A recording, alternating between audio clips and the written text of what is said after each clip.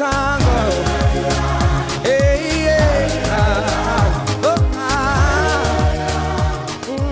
I was blown away by the organisation, the types of work that you do. I thought that this would be a perfect partnership for my firm and Lawyers Without Borders to work together using our international network of lawyers and support staff and do the important work that your organisation does.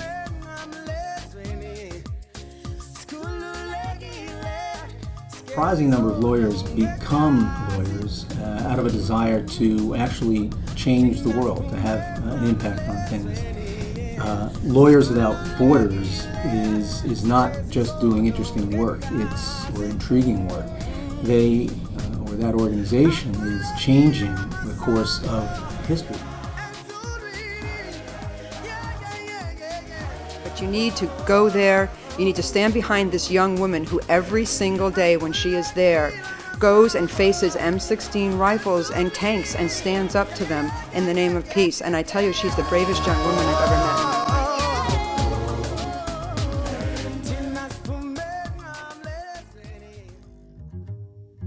LWOB is basically about three things: protecting the integrity of legal process through lawyers pro bono service, benefiting global rule of law and human rights. The idea grew from one seasoned lawyer's thought that she had a wealth of experience under her belt and wanted to use her legal skills to start giving back. Her sense was that talented, skilled lawyers were underutilized in the serious crises and issues facing society and civilization itself. She knew generic skills such as negotiation, mediation, and conflict resolution were becoming ever more critical, and that alternative dispute resolution techniques were gaining acceptance at a global level. She believed that practitioners experienced in these skill sets should be the persons working in rule of law projects and human rights initiatives in developing nations and regions emerging from conflict. She knew that the hardest part of any effort to remedy the situation would have to involve creating a clearinghouse, a central portal for lawyers' skills and resources to be channeled to meet the need, and so she created one. That was January of 2002. The next several years were spent evaluating and creating delivery systems and protocols for a broad spectrum of legal skill sets and testing models. 4 project models emerged from this exercise. The PEBBLE program, standing for Pro Bono Law Link, which creates supporting relationships between LWOB and the world's leading law firms, resulting in the firms both taking on nonprofits as clients on a pro bono basis and the firm's staffing of LWOB-managed rule of law projects that encompass training, researching, advising, and observing. The Lawyer at Risk program, which operates under the leadership of a team of volunteer lawyers and law students who conduct initial vetting and intervention requests received at LWOB, and then fashion innovative ways to support those members of the bar who find themselves targeted as a result of their representation of controversial and unpopular figures. The CLEARS program, which stands for Creating Legal Accessibility and Research with Students, partners law students with lawyers working on pro bono projects, adding a valuable research resource to large-scale projects and giving law students the opportunity to work on actual rather than fictional legal scenarios. The Lawyer to Lawyer project model partners lawyers with colleagues in the emerging nations in a professional mentoring relationship, again, all pro bono. The Neutral Observer project model places experienced lawyers into trial observations, prison observations, and other scenarios where a neutral perspective is needed. The concept relies on the assumption that the experienced lawyer or judge has the ability to assume an impartial perspective and to make the necessary queries that will in the end elicit all of the relevant facts.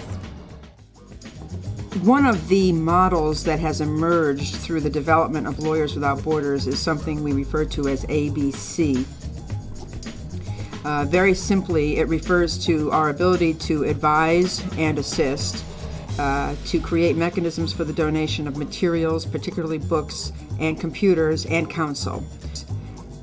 This program evolved as a result of Lawyers Without Borders discovering that the needs, particularly in the developing regions and regions emerging from conflict, were what we call basic and comprehensive, which means that the court systems, as a rule, need capacity building. They need capacity building not only on the training side for prosecutors and defenders and counsel, but they need capacity building on the supply side. Stenographic machines, typewriters, pads, pencils, papers, file folders, all of those materials that are necessary to have a functioning and efficient and functioning courtroom. The most recent project and most of our project models going forward are going to involve training components on the legal side, training components on the court side, and community outreach programs which parallel the judicial and the legal trainings to inform the community as to the legal rights and how to intersect with the court system that hopefully we are improving their access to.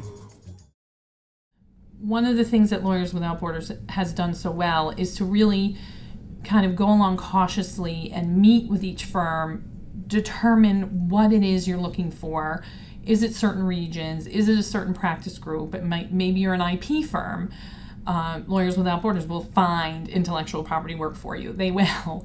If you're interested in Sudan, it may take some time, but they really spend the time to find out what the projects are that you would like to do, that the attorneys at your firm would like to do, what your expertise is going to be, and then go out and make that careful match.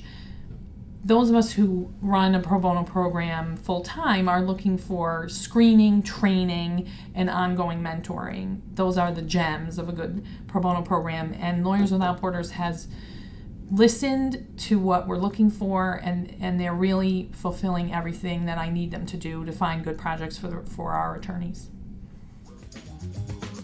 In the early days of Lawyers Without Borders, more than one person expressed doubt about the interest in the legal profession in a large-scale pro bono effort.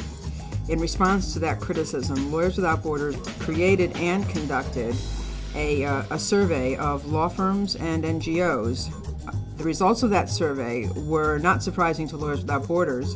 Namely, 95% of the lawyers were interested in pro bono but had no idea how to locate pro bono opportunities for themselves, and 85% of the nonprofits surveyed indicated that they had current needs for legal counsel and saw their needs for legal counsel growing significantly in the next 5 years.